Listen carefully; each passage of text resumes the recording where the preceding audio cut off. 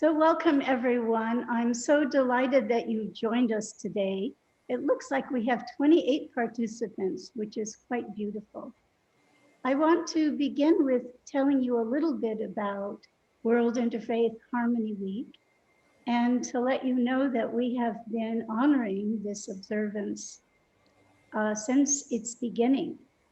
The World Interfaith Harmony Week is a United Nations resolution for a worldwide week of interfaith harmony, proposed in 2010 by His Majesty King Abdullah II and His Royal Highness Prince Ghazi bin Mohammed of Jordan. It was launched in February 2011 to promote harmony among peoples of different faiths and prevent interreligious conflict from claiming lives and livelihoods all over the world. World Interfaith Harmony Week falls on the first week of February of every year. It is hoped that this initiative will provide a focal point from which all people of goodwill can recognize that the common values we hold far outweigh the differences we have, and thus provide a strong dosage of peace and harmony to their communities. So we're here today to infuse a strong component of peace and harmony into the world, as we do all the time. We do as individuals and as a community. So I mentioned to you that we're going to begin right away, and we've asked SiSwinKlae Laurel Boucher to begin honoring our First Peoples and offering a song. And I'm going to tell you a little bit more about her later in our service. SiSwinKlae? Ihaichka, thank you, Karen. And I'm so pleased and honored to be here and to open with a song and a prayer today. So I had a song in mind, a welcome song. So I think I'll just go with that. Oh,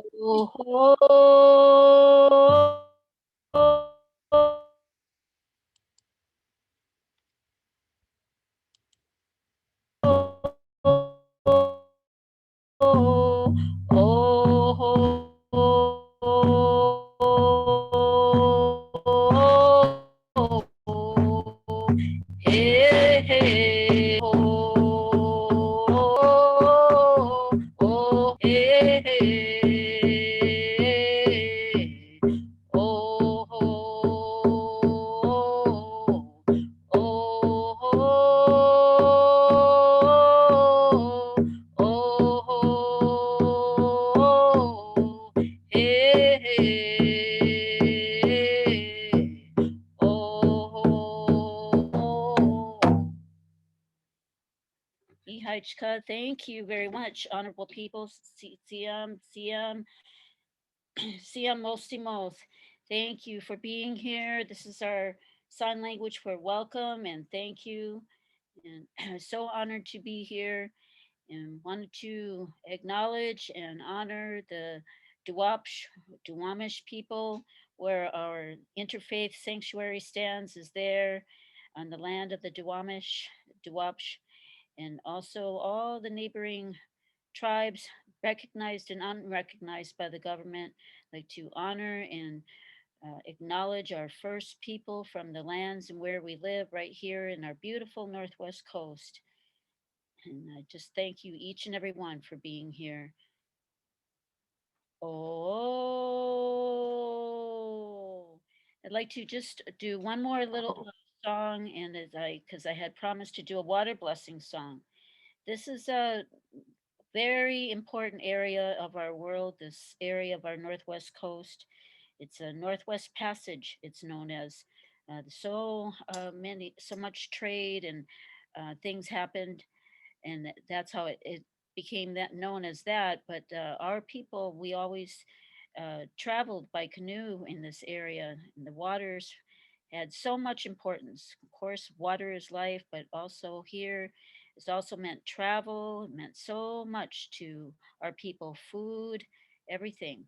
And so we all know how important water is and how our waters need our protection and prayers at this time. So this is a water blessing song. Oh,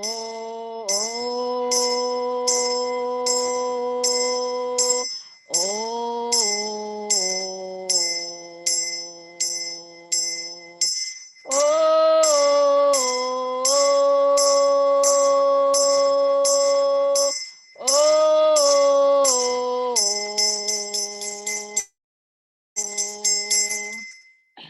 and at the closing of water blessing song, we put the water over ourselves, and you can do this too. Just like you're putting water over yourself, sign language for putting water over yourself. Kos. It's a blessing, a cleansing, a strength to ourselves. Oh. Ihechka.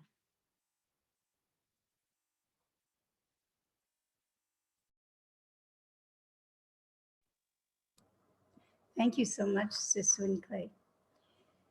So Jamal Imam Rahman is our next presenter. He is co-founder and Muslim minister at this community, Interfaith Community Sanctuary, and we're located in Seattle.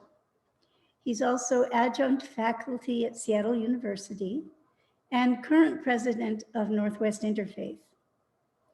Jamal has a passion for interfaith work and travels often, teaching classes, workshops, and retreats locally, nationally, and internationally.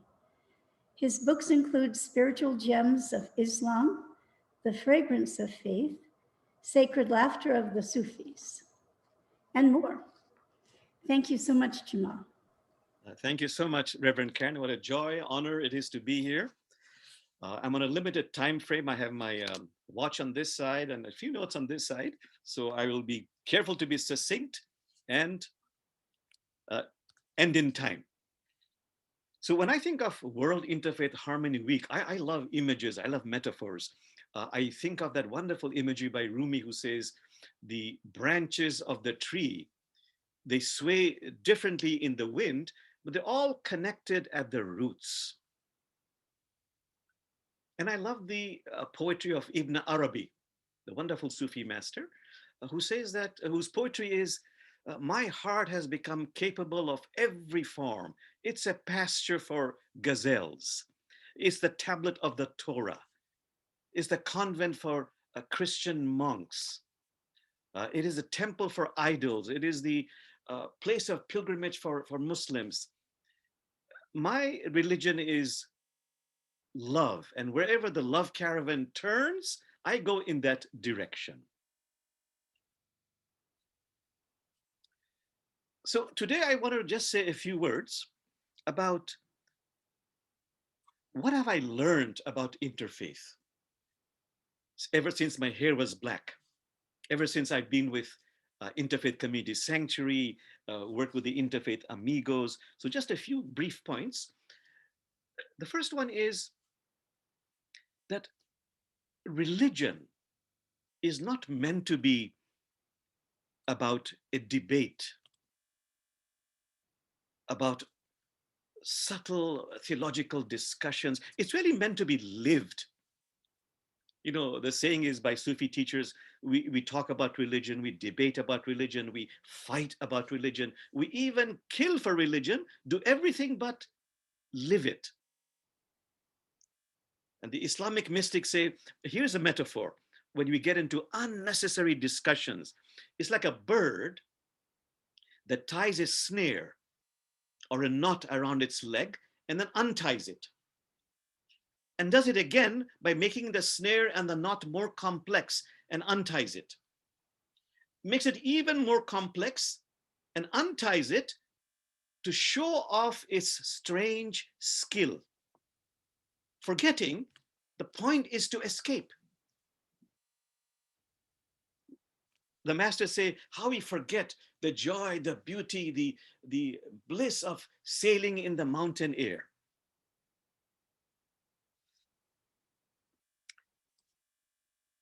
And why do we do this? There's the point I want to make that I have learned very clearly, that it's because we avoid what our religions are telling us to do, participate in, engage in again and again and again and again.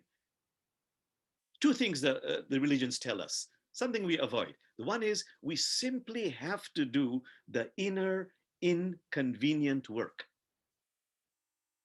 The first one is, as the Quran says, I've got to transform my ego.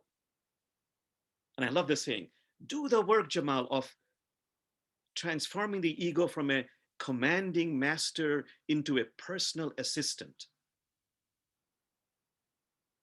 Purify your heart, open up your heart, cleanse your heart, create that inner spaciousness so you can be more inclusive. I love the metaphor of cleansing the heart, making it a polished mirror, and you bring it to God so that the face of Allah is reflected in it. The other metaphor I love very much is purity matters. And here's the key insight. Jamal, if your key is crooked, the door will not open.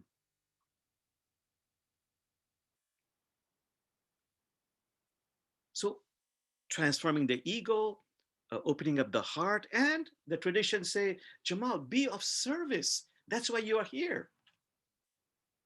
You know, the Prophet Muhammad, peace be upon him, he said, if you love God, love your fellow beings first. The Quran says, be just. This is closest to being God conscious. The Prophet also said, when an orphan cries, the throne of God shakes. Jamal, do something, be of service, go beyond words. The Quran reminds us animals are communities. I mean, direct quote from the Quran, animals are communities just like your own. Do I really care about animals in the laboratories, in the slaughterhouses? You know, over and over again these days, I meditate on this song from the Beatles, or insight from the Beatles, who said, if the walls of slaughterhouses were made of glass, we'd all be vegetarians.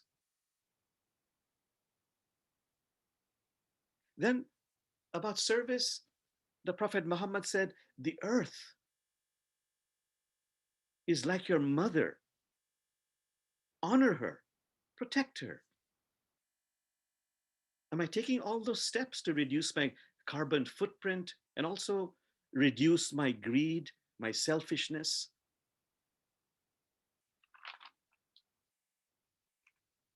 Okay, so if I could summarize that, the religions are saying, like Rumi says, be a lamp, a lifeboat, or a ladder for others.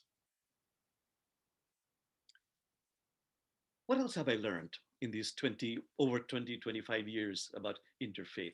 That may I be truthful about the fact that most of our religious institutions, they go astray over time. They suffer from what Sufis call deferred maintenance. You know, there's a wonderful story, which I repeat again and again to illustrate this, about institutions. God comes down to earth and reveals certain truths to some people, but then the devil comes along and says, let me organize that for you. And that becomes religion. The point here is that because we tend to focus on exclusivity, mine is superior to yours, it becomes a brand name. And we focus more on recruitment and fundraising, and we forget the core of our tradition that asks us to be a better human being and to be of service. You know, I and my interfaith amigos, ever since 9/11, have probably done all over America and some places overseas over 250 presentations. In all those places, the young people question us about our scriptures. It doesn't matter if it's Judaism or Christianity or Islam, or you have no religion, your philosophy. They say several things. Why is it that in your scriptures, there's so much of exclusivity? Meaning, if you really, I could be a very open-minded person, but if you really listen to me, my religion, my Quran is a little bit superior to yours. Number one, exclusivity. Number one, why is there so much of violence in your scriptures? Number three, unequal status of women. Number four, homophobia. And what is critical, I've learned, is not to talk about this in your religion, but in my religion. So we become aware, not just to criticize, but really to shine a higher light of awareness. So very quickly, what can we do? What are some important insights about what is critical we engage in? Number one, we have realized it is critical to stop this idea of trying to convert others from our perspective. I love the metaphor which has been given to me ever since I was a child to understand this problem about trying to convert others to my religion is something I've said again and again and again and again, because it's for me to really go deeper into it. The story is that of a sincere monkey who goes to neighborhood ponds or lakes to pluck the fish out of water to save it from a watery grave.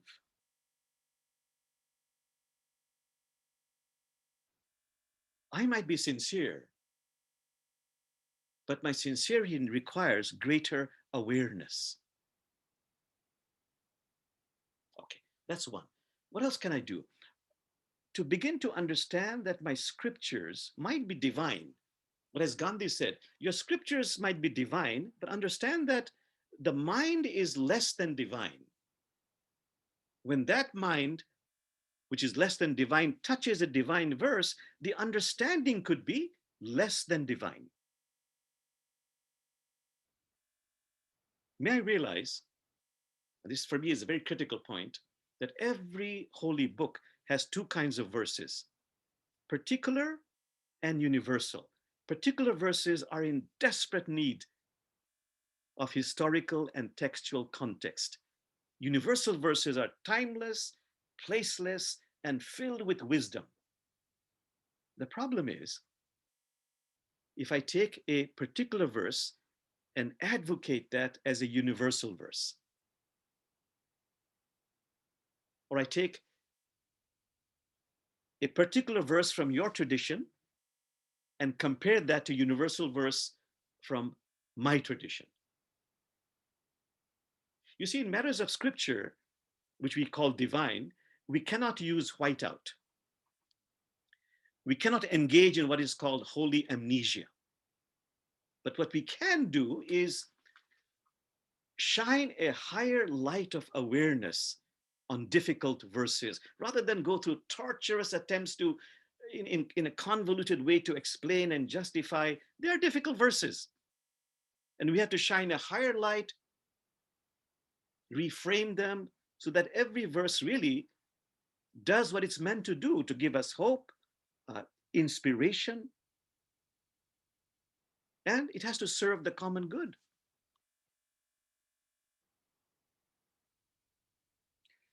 Something else, and I'm coming to an end here, is to realize that all religions are paths to a shared universal.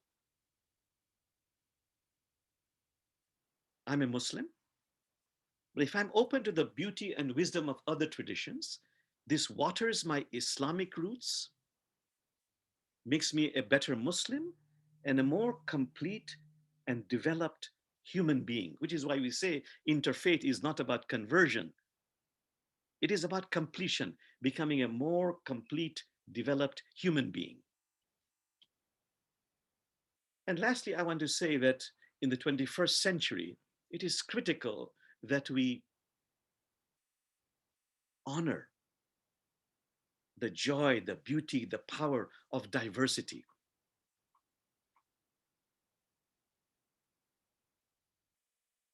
You know, we have to move from not just acknowledging diversity, accepting diversity, or honoring the differences in religion, but to celebrate them, to actually celebrate them. So I'll end with this story of the mullah who tells everybody he has found the perfect note for them for his music. He's a musician in this case. And the wife gathers all the family members and all friends to come and celebrate the fact that the mullah has found the perfect musical note.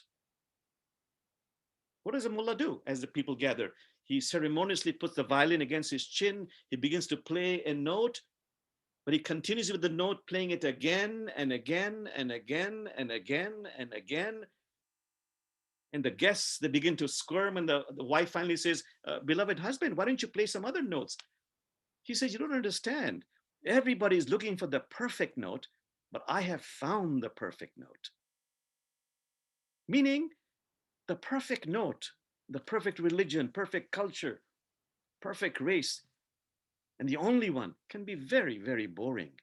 There has to be diversity. So thank you, my dear friends. And I'll quote Rumi, who says, love exists in every religion, but love has no religion. Thank you so much.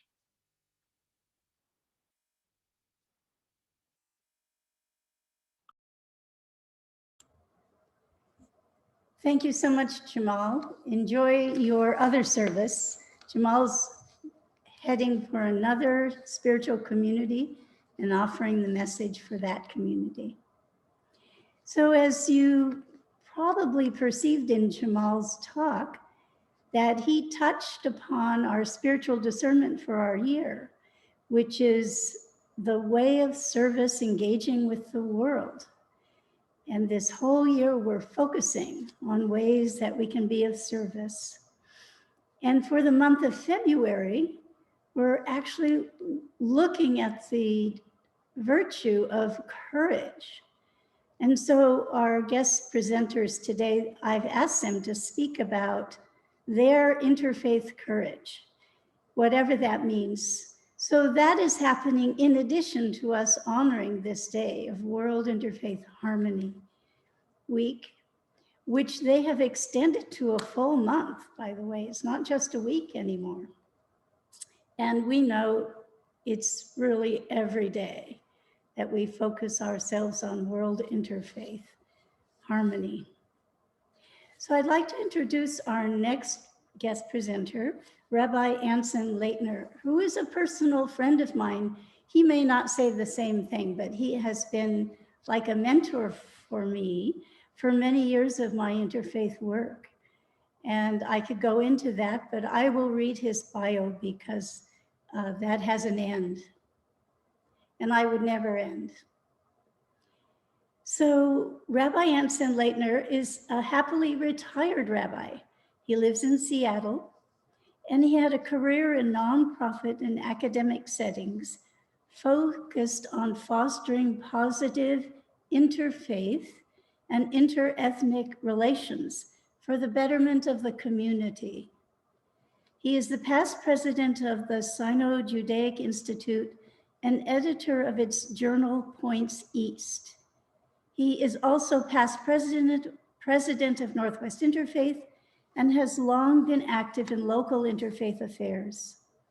A graduate of York University in Toronto, Hebrew Union College, Cincinnati, and Seattle University. Rabbi Laytner is the author of Arguing with God, co-author of Animals, Lawsuit Against Humanity, co-editor of The Chinese Jews of Kaifeng, and author of The Mystery of Suffering and the Meaning of God. Rabbi Laytner is married to Rochelle Harrell. He has 2 living daughters, 3 sons-in-law, and 5 grandkids. Welcome, Rabbi Anson Laytner. Thank you. It's my honor to be here and to share this celebration with you today. I'd like to begin by asking you to close your eyes and imagine a person. Take a mental snapshot. What does your person look like? Who is it? Is it you? Is it your partner or spouse? Is it a person of the same gender or someone of another gender? Is the person of the same race as you are or of another race? If that person looks similar to you, it may mean that deep down you expect people to look like you. If the person in your mind looks different, it may mean that you are not so tied to measuring people by your own standards. But my point is this: diversity starts with oneself and moves outward. It's a process that begins shortly after birth. When we are born, we begin to distinguish ourselves from the rest of the world. At first, babies have no differentiation between themselves and their mothers, but then the baby learns to distinguish between itself and its mother. Then it recognizes father, siblings, family, extended family, ethnic group, faith, race, neighborhood, class, community, region, country, and even planet. Diversity starts with ourselves and moves outward.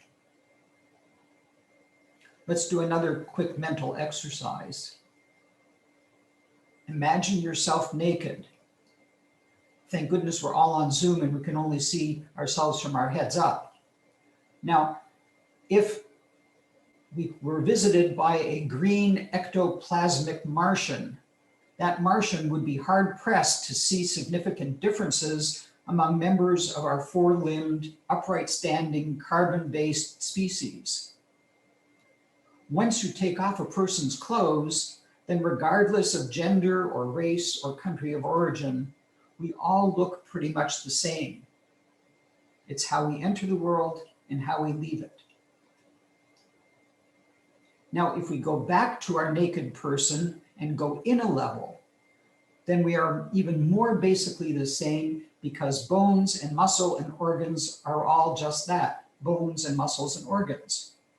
In fact, the further in we go, the more similar we become. We share about 50% of our genes with plants and 99.9% of our DNA with other human beings. Now, let's rush back up to the surface of things and hurriedly put on our clothes. So here we are, once again distinguishing between American and foreigner, male and female, black and white, richer and poorer, gay and straight, dividing ourselves by ethnic group or religion, by family and non-family, dividing ourselves over and over and over again, until we are not but isolated individuals caring only for ourselves and those closest to us. Diversity is based on our perceived idea of what is different, namely the most superficial of things, appearances. We start with appearances, and then we go on to more complex things like religion, culture, and nationality. Diversity has been the bane of human existence because it separates us one from another, divides us from our essential oneness.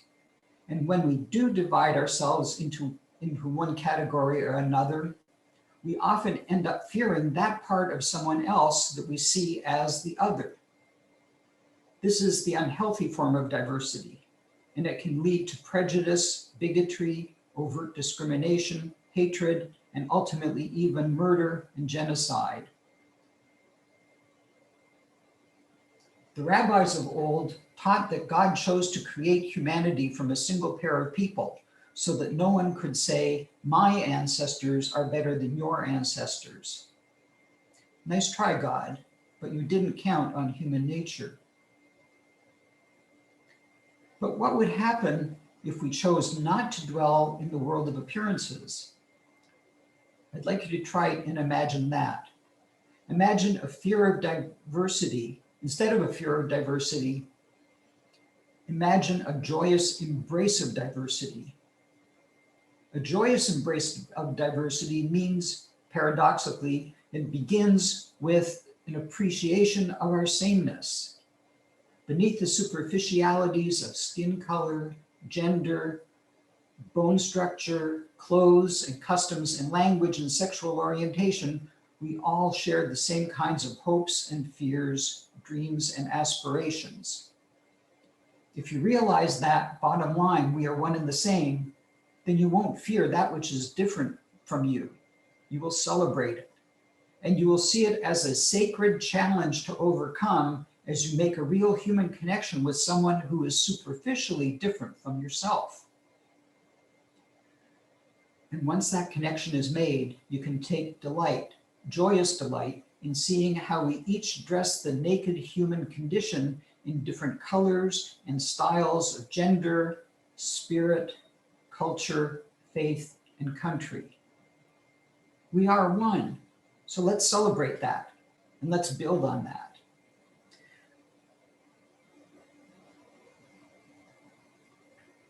This leads me to appreciate one of the founding principles of America, namely the separation of church and state. To separate religion from political power was a revolutionary idea 200 plus years ago, and now 200 years later, it remains a revolutionary idea. But this precious and profound ideal is always under siege, both here and abroad. Although church and state are separate, this does not mean that religion should not play a significant role in society. We need to develop a role for religion that respects the separation doctrine and respects the free exercise of all religions. We still need to evolve the kinds of faiths that are open to one another, religions that respect one another as having equal access to God and equal opportunity to thrive in this shared land. Religions that respect spiritual diversity rather than trying to dominate and impose their will on others. These are the kinds of religions that will help us to thrive, that will bind us together in one glorious union.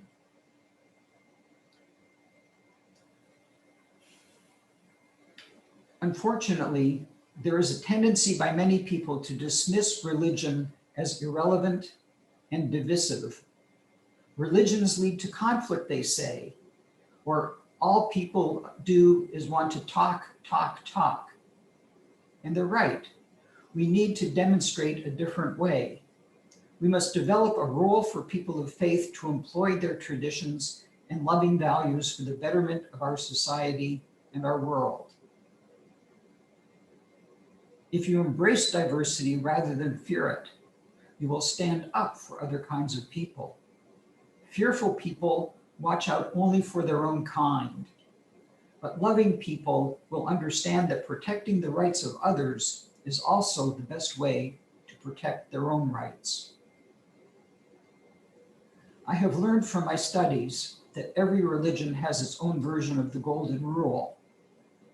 This teaching is probably the closest thing we have to a universal religious truth.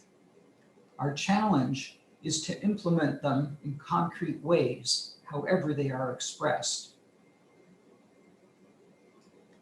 Our faiths can play a crucially important role in American life. The question is how to put faith into action. I believe this is not accomplished by inserting religion into the political process. I think it is best fulfilled by linking hands with diverse kinds of people, people of other traditions and cultures, and using our shared values to inform and guide political decisions. This would differentiate us from other groups involved in public affairs because we would be using our diversity to show that we share values that can help heal our world. We have a long way to go. As with diversity, we begin with ourselves and work outwards. So let's take advantage of this time of interfaith harmony and start with ourselves and our families and our community. Let's start with our community and build out from there. Thank you.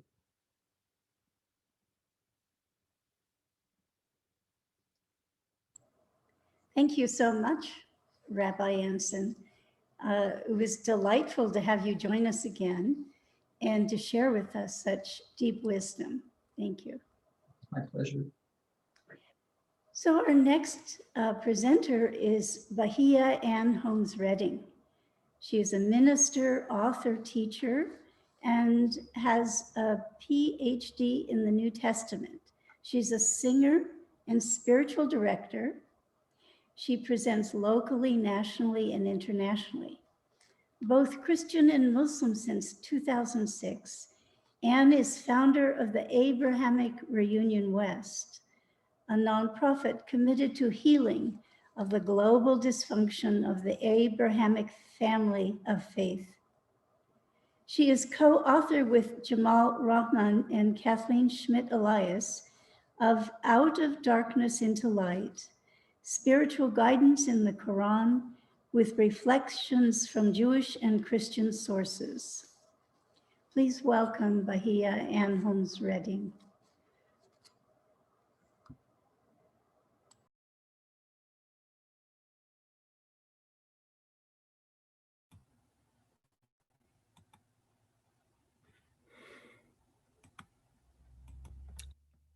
Thank you very much, Karen, for that introduction. My heart is very full at this moment, and so it may take me a minute to begin my talk, such as it is.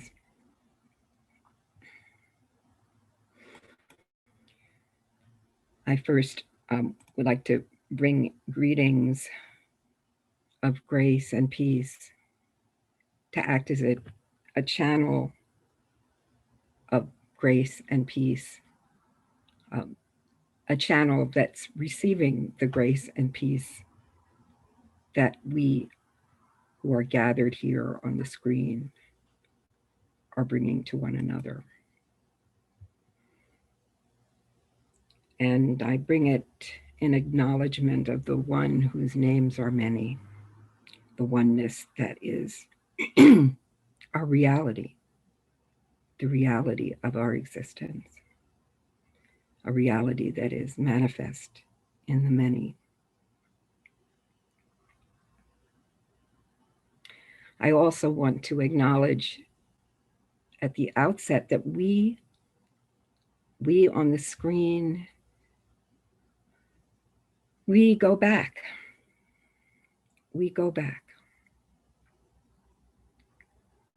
Both Brother Jamal and Rabbi Anson have spoken about our oneness, spoken about our common source, and also talked about the difference between knowing that and acting right, acting on it. And I'm not going to be talking a whole lot about that, but I want us to keep it in mind. My heart is full because for many reasons. One is that I'm here at ICS. I'm here at the Interfaith Community Sanctuary, and it's really wonderful. It's wonderful for me to be a guest speaker at the Interfaith Community Sanctuary because I'm also a member. And what it reminds me of is that we all are guests and members, and we make our space, whatever space we're in, we make home for one another by our welcome. and by our remembrance at all times that we hold each other in that kind of respect that we hold for a guest. We treat each other with hospitality, and we co-create belonging in every setting we're in. Each one of us has the spiritual sovereignty to be the host, as well as the humility to be the guest. And there's no place better for me than Interfaith Community Sanctuary to remember that process of co-creation, because it's been true for me over decades with Interfaith Community Sanctuary. And it doesn't just come from the embodied humans, it comes from my sense of the first peoples who were on that land. And it comes from my sense of the cedar tree and the crows and the rabbits that I see when I go to Interfaith Sanctuary.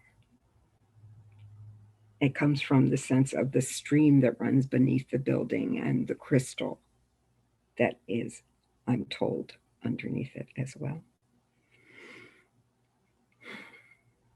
So I'm taking that in as I begin. I also am well aware of two deaths that have happened in my life, one of which was the death of the elder of the circle, the Friday Prayer Circle, Islamic prayer circle that meets at Interfaith Community Sanctuary and at the Cherry Street Mosque. And so in this moment, my heart is stretching across that border between the worlds and connecting with those two women in my life who have died recently. And the third reason my heart is full is that it is World Interfaith Harmony Week. And Reverend Karen reminded me that I have spoken at World Interfaith Harmony Week here before. And that makes me again, rejoice in this connection and in this community of the Interfaith Community Sanctuary. This year, I'm kind of chagrined to say that it's the first time that I've actually realized and acknowledged that World Interfaith Harmony Week always happens during Black History Month. And so this gathering is also happening during Black history. And this year, I hear people talking about Black History and Black Futures Month. And for me, that's auspicious, not only because Black History and Futures Month and Interfaith Harmony Week and now month meet for and inside of me, but because I think that there is something about the history and future of African heritage people on this planet that is really important for the future of the entire planet and the spiritual indigenous history of the entire planet, if we consider that it is perhaps true that the first humans, the earliest human remains that we know of, came from Africa. So heartfulness is also an really appropriate preparation for this task, because I understood my task to be something of telling some of my personal story, and a story of walking an interfaith path with courage. Courage is not my strong suit, but I remembered this week that courage comes from the word for heart. And courage means to me now, at this moment, heartfulness, not bravery, but heartfulness. And it's appropriate for me because although my story from the outside looks to people sometimes like courage, it's actually on the inside been one of following my heart as it's leaped into and onto this interfaith path. And when my heart makes that kind of leap, I don't think not to follow. And then I get in trouble. And that's what happens. And what my interfaith path has looked like to me, how I characterize it, how I think about it is as a journey to find my soul's motherland and my mother tongue. The journey has been a kind of magical mystery tour, as the Beatles would say. It's been a religious and spiritual archaeological dig in a certain way. I was born into a family with Christian traditions over at least the preceding maybe 3, 4, or 5 generations.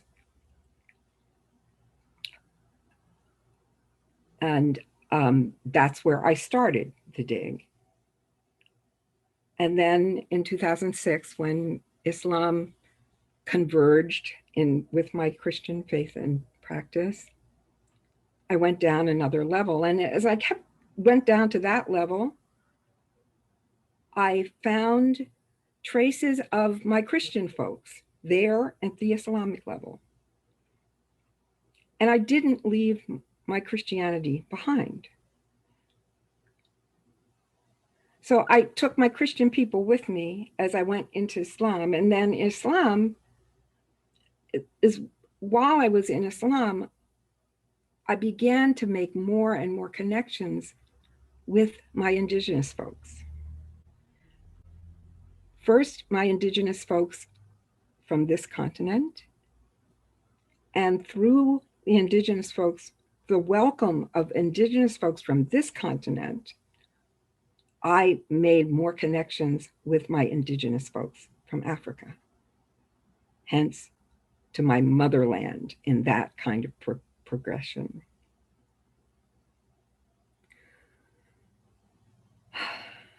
And so, though this has been an inside job, this interfaith path of mine, at every step of the way, I have connected more and more deeply with the entire planet.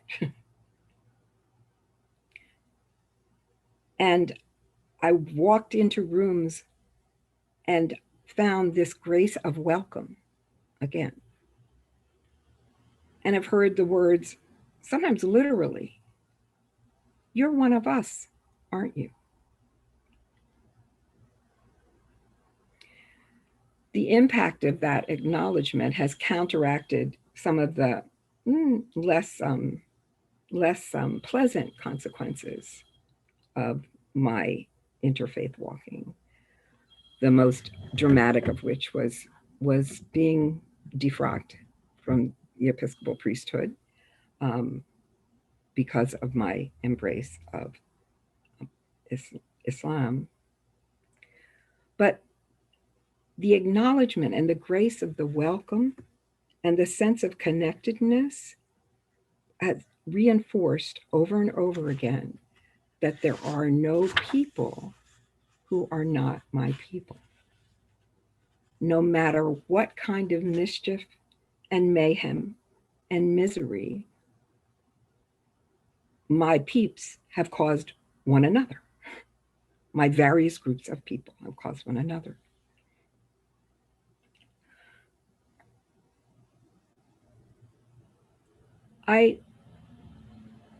I'm realizing that I'm close to the end of my time already, and I have lots of stories I'd love to tell.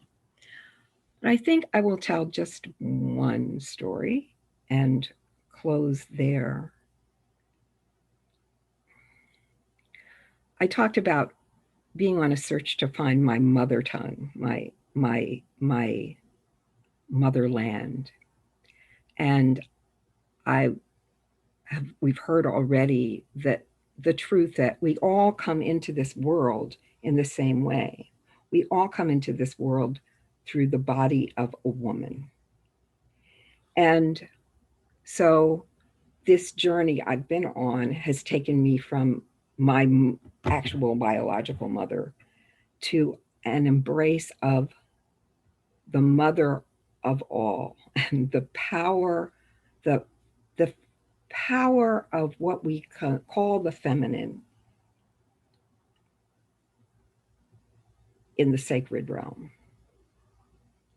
Because I've met mothers as I've gone through this journey.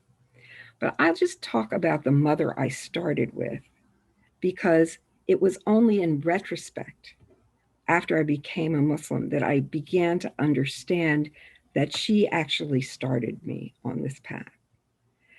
And the way she started me on this path was not by talking about God, not by formal prayers, not even by enrolling us in a Sunday school that she researched. She researched Sunday schools and found a place where we could, one, ask questions, and two, where we would not be scared into believing something. But the way I first had a sense of the sacred was from my mother singing us to sleep with spirituals. And those spirituals painted a world where God and Jesus and characters from the Bible embodied the values, the understandings, the ideal of what should be in this world. Spirituals about heaven. There are lots of spirituals about heaven. I got shoes, you got shoes, all God's children got shoes. When I get to heaven, gonna put on my shoes. I'm gonna walk all over God's heaven.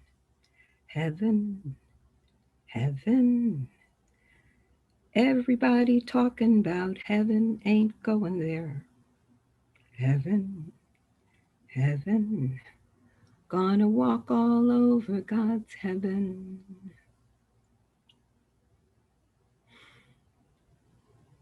There were other spirituals that painted this man, Jesus, this Jewish man, Jesus, as someone who knew all the troubles and trials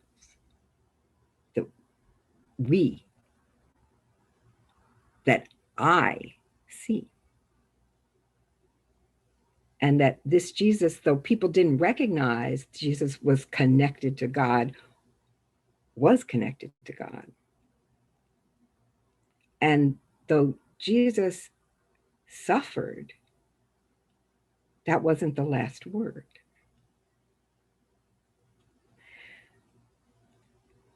I learned from my mother that there are many different ways of looking at Jesus, at Christianity, at that. I learned that we were a people, African heritage people were a people with a particular experience and a particular sovereignty, and that we got to look at God in the way we look at God, which was not in opposition to the way other people looked at God, but the way people acted in relationship to what they knew about God was what was important. Everybody talking about heaven ain't going there.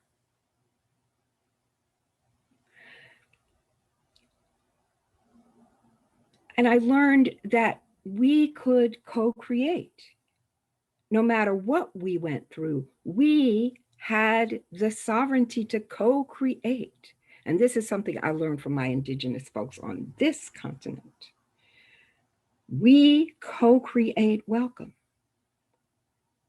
It was when I was welcomed by indigenous people on this side of this continent, far away from my indigenous people on this continent, when I was welcomed as one of them, that I felt, that was the first time I really felt at home on this planet, by the sovereignty of their welcome.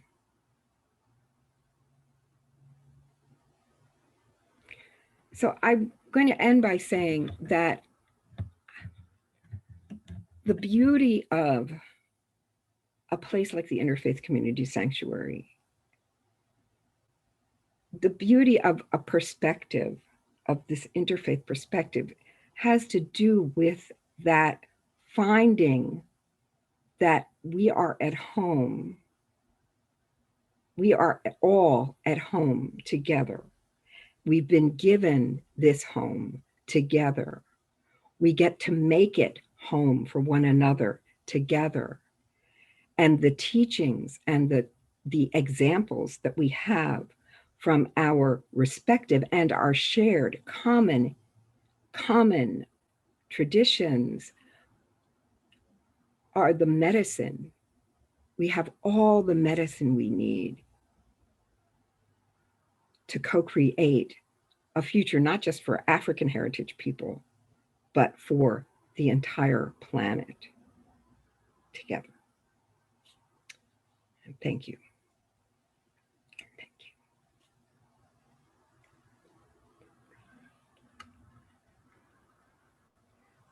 Thank you so much, Sister Ann. I'm so delighted that you were able to share with us today. And whenever you want to come again, we welcome you. I'd like to now call up SiSwinKlae Laurel Boucher again.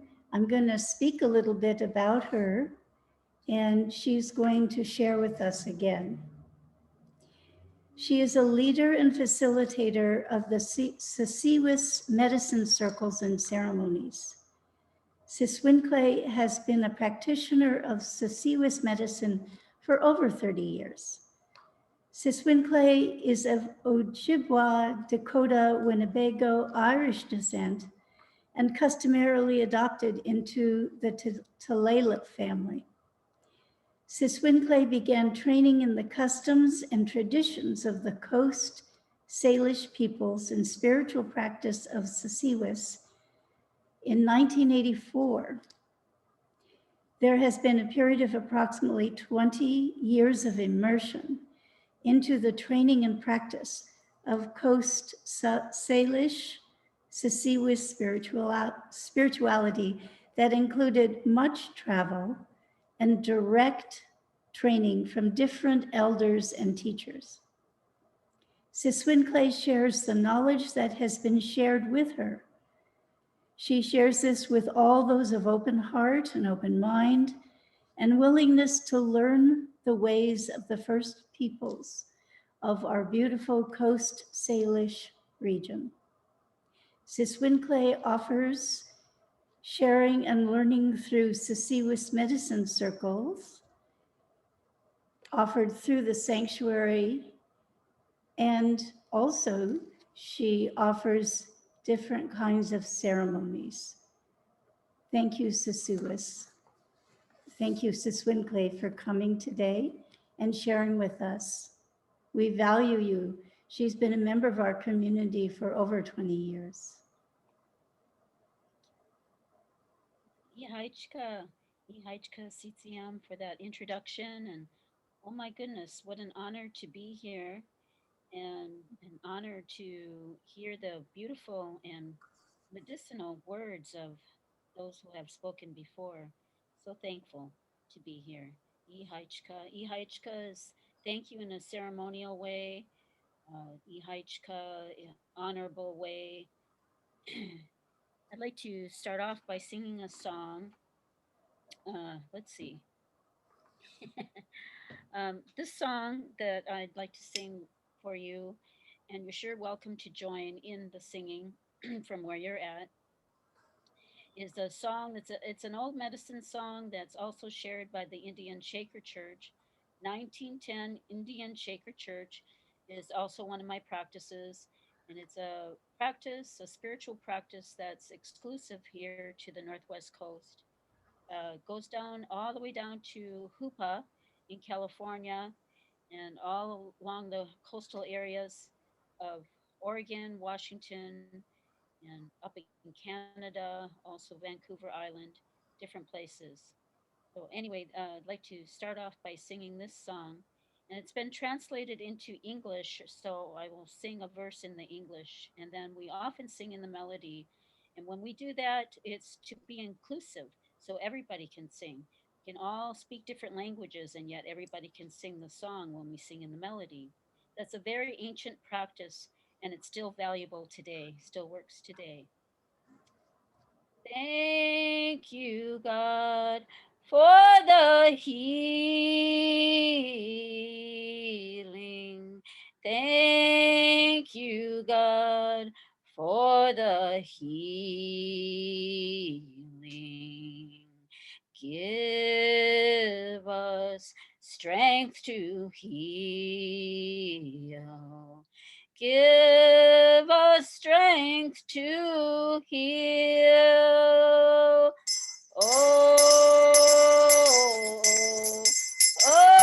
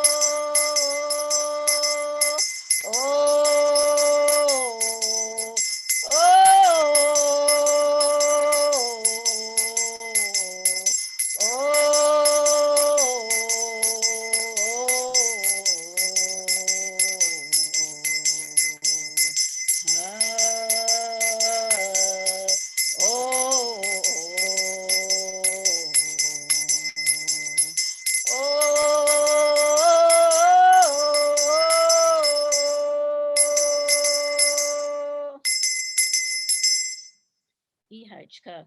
Oh.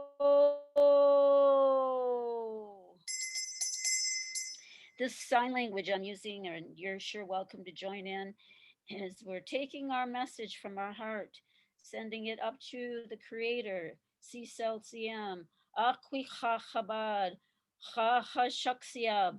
Those are just some of the names of the Creator in different languages spoken in this area, or in Christian way, maybe Lord God our Savior. Lifting our message up like that. And then the Creator might put a message in your hand that you then bring back to your heart. And we use this word, oh.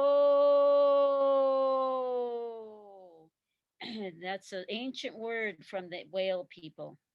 Ihaichka, thank you one and all for being here. And I'm so inspired by the wonderful words that have been shared and reflecting a little on something our beloved brother Imam Jamal had brought out about the animal people being communities. It's so wonderful. It's such a wonderful way that he put that, and how that's how our first people, how we think of the all of nature in community, the trees, the mountains, the waters, the animal people, the plant people. They all have their own communities. Such a wonderful way to put that. And how we, as the human beings, we're just yet one of the communities amongst many communities, and that we're no better than one another, that we value the life of each other, respect each other. So wonderful. And I'd like to share with you this story that kind of uh, speaks to that. And this is a story I'm still studying, so bear with me if you will. And this story comes from Lummi, and let me show you So this is a drum that is painted in the, this is the emblem of the Lummi. So Lummi is not really a people. The Lummi is the name of a chief. And that's how, I don't know how that happened exactly. The Lummi got called Lummi because it's the name of a chief. It's actually the Slakamish people that live there in the place that's known as Lummi. And so this story comes from there. And this drum and this emblem is also from the Hilaire family. If many of you have heard the O Cedar Tree song, that comes from the Hilaire family. Leader family from there, chieftain family, Jefferson family, also chieftain family from there, from Lummi, or the Slakamish people. But anyway, this story comes from the Slakamish. They're known as Lummi. This is the story of Rock and the little crabs. The little crabs that are bound the shoreline of the Salish Sea. And so this story, again, is from there. If you're have been to the area of the Slakamish or the Lummi, it's wonderful because the whole reservation, there's a shoreline of the Salish Sea right there along the whole reservation.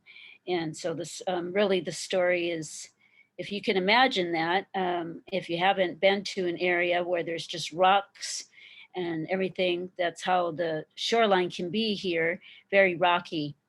And so if you can imagine or think of a place like that, might help you with the story. So Rock and the little crabs that live abound along the Salish Sea. So there, Rock is grandmother. She's grandmother to all the little crabs that live under her along the shoreline of the Salish Sea. And there was a great storm that came, and the waves, they were hitting along the shoreline. And Grandma Rock, she began to lament because the waves were hitting on her head and causing a shock to her. And there, Granny Rock, she's, oh, I'll sing a song, and maybe the storm will abate. So this is a song that Granny Rock sang. With Lawata, with Lawata, oh, oh, oh, oh, oh, with Lawata, with Lawata, with Lawata. Oh, oh, oh, oh, oh, was Lawata. But the waves continue to hit on the shoreline. Om, om, om. So Granny Rock, she sang, excuse me. So Granny Rock, she sang again. With Lawata,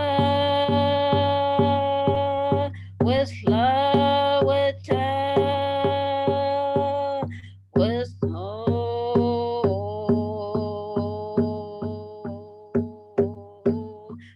with Lawata, with Lawata, with Lawata, with Lawata, oh,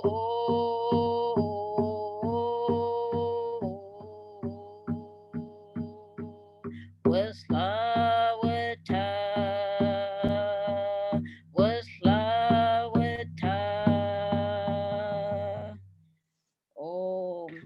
the storm continued. Oh, my dear grandchildren, Grandma Rock said, one of you should go see if the storm has abated.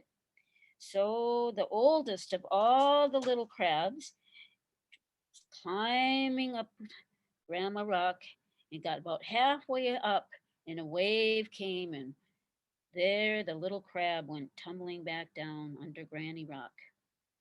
And there, so Granny Rock, she sang again. Whistla, witta, whistla, witta. Oh, oh, oh, oh, oh. Whistla, witta, whistla, witta,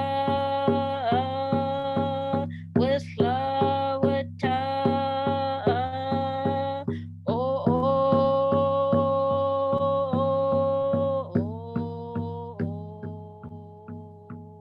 Whistla, witta. One after another, the little crabs took turns to climb Granny and look to see if the storm had abated.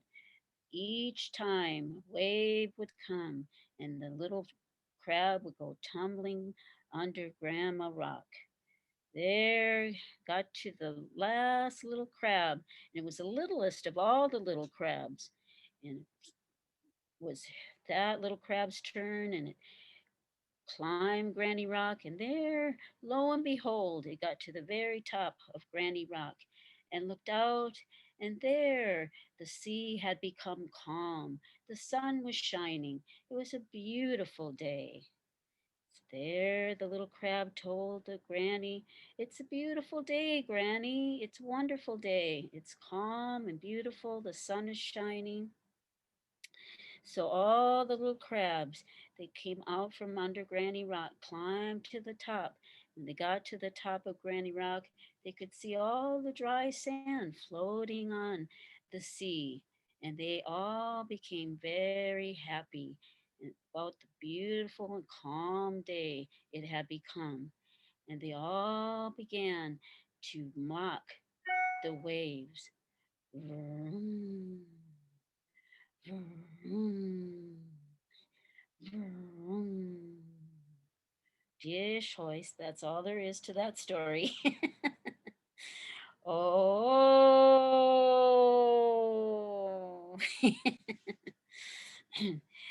There's Auntie Vi Hilbert.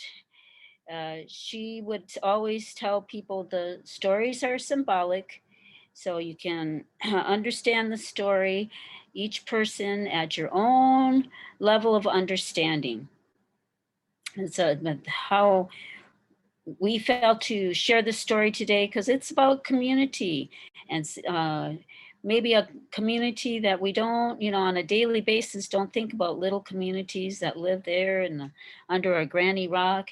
But there, yes, even if it's mostly unseen, there's a community. Everywhere we go, everywhere we walk, there's community. And I'm so thankful. We are so thankful to be a part of this community here, where there's a wonderful level of respect shown amongst all peoples. It's such a wonderful thing. It's such a good medicine that we all need at this time when our world is in so much flux, and that we can count on a community and to look to one another for encouragement and to lift our spirit with one another. Also has me thinking about a wonderful teaching the old people would say. There, in our first people language, there's no word for me, myself, I. There's really no word for that. And I've studied the language, and there really isn't. There really isn't a word for that, because everything we understand, everything is we're all together, and there's lots of words for that. For everything, we're all together, And the old people, they used to joke and say, that way, if you get in trouble, it's not just you, it's everybody. That's just a little funny way of looking at it, but it's also a real true way of understanding our world, and how it's not about me, myself, and I, it's us all together, everybody all together. Oh.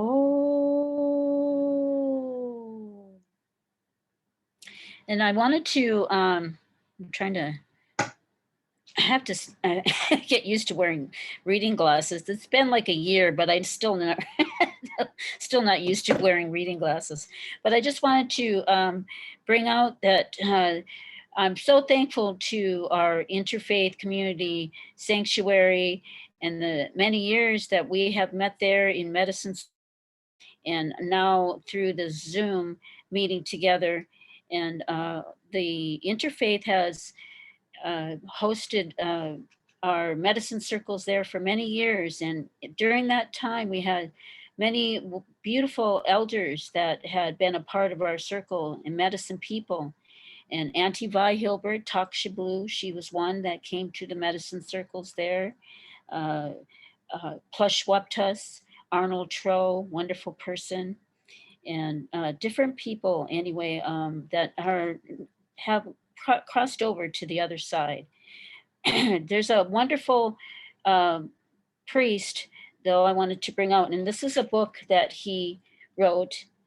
It's Father Pat Toohey, and this is a meditation book, Coast Salish Lifeways, called Beginnings.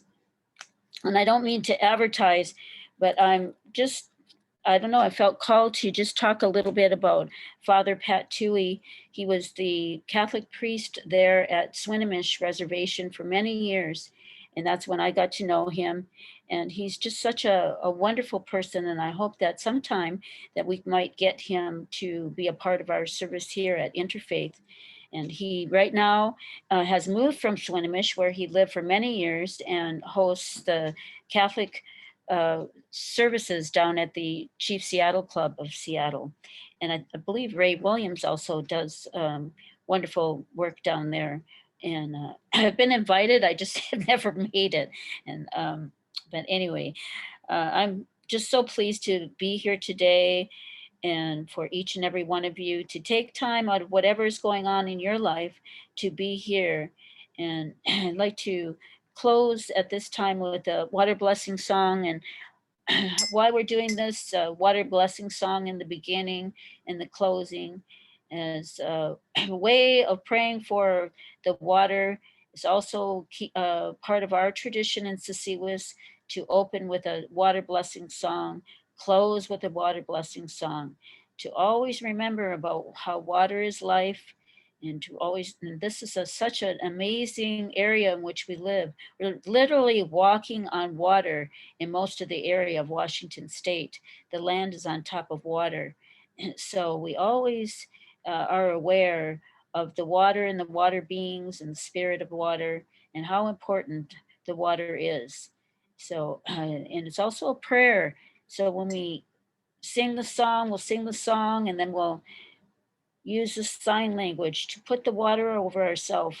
And you know, you can really believe and really get exactly what the water has to give when you do that. Water blessing. Thank you once again, Ihaichka Siamostimos, for being here, dear ones, high class people. Ihaichka. Water blessing song. Oh,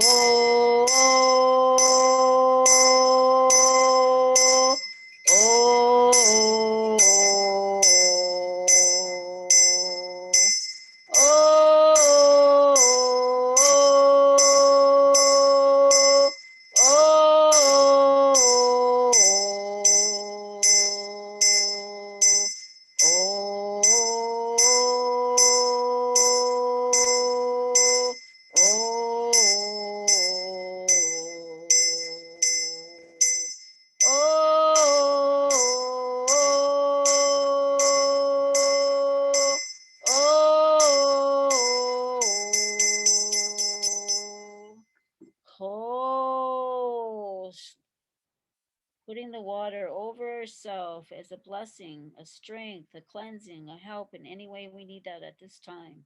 Ihaichka. Also invite you to pray in your own way at this time. Ihaichka si self-siam, Ihaichka kazili, Ihaichka great universe, giving thanks and praise that we could be here in this medicine circle, this sanctuary gathering here today. Pray for a blessing upon the loved ones here, each one, that they took time to come together in a prayerful, thoughtful, meditative way, that we could be here together and receive good medicine from one another. From the speakers here, pray for lots of strength to be with us, protect us from harm of any kind. Pray that you hear our prayer and cry for those that we're thinking of in this day, that they receive a good medicine too, and all that's taking place in our world. We pray for love and peace to be the strongest thing, that we can go towards that with every step we take. May every step we take be a medicine and help to ourselves and one another. Ihaichka si self-siam, Ihaichka kazili, Ihaichka great universe, Ihaichka. Oh, Ihaichka.